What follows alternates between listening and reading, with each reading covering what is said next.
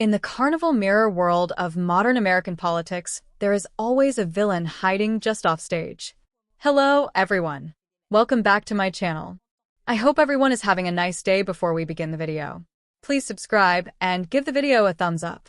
A figure so unsettling that party strategists would rather keep them blurred in the background than fully lit by scrutiny, and critics now argue that one such figure is an evil weirdo senator whose record and rhetoric MAGA loyalists would prefer voters never examine too closely.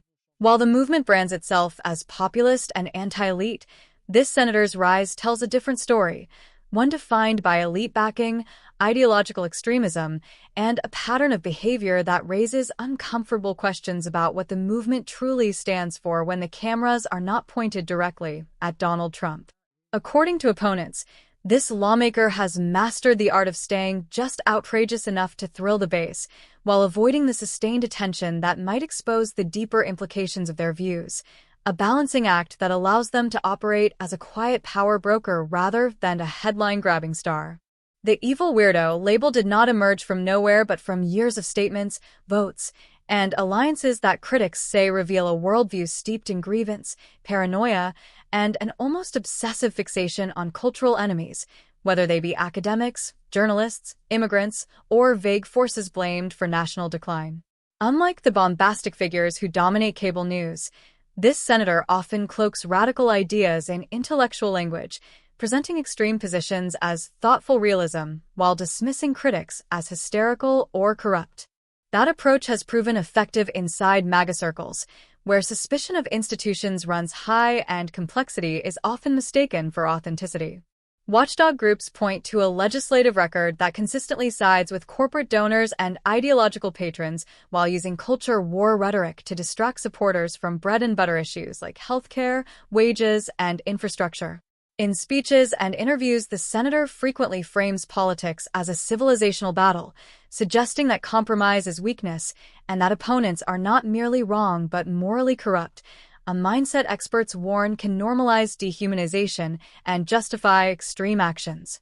The discomfort for MAGA leaders is that this figure embodies the movement's contradictions too clearly, exposing the gap between the populist branding and the reality of power consolidation among a small ideological elite.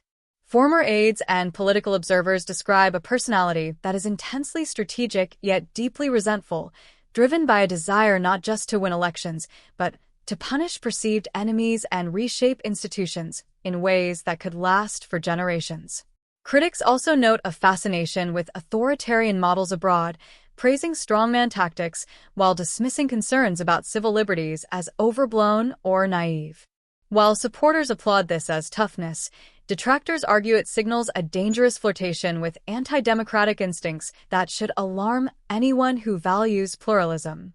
The reason MAGA doesn't want you to know about this senator, critics claim, is not because the figure is obscure, but because sustained attention would force uncomfortable conversations about the movement's endgame and the types of leaders it elevates when spectacle gives way to governance.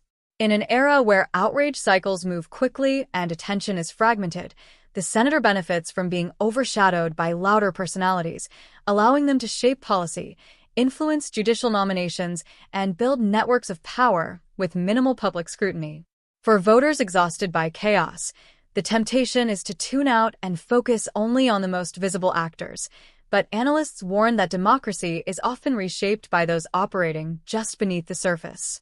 The evil weirdo label may sound sensational, but for critics it captures a deeper unease about a politician whose ideas feel both deeply alien and disturbingly influential, a reminder that the greatest threats to democratic norms are not always the ones shouting the loudest, but those quietly rewriting the rules while the crowd is looking elsewhere.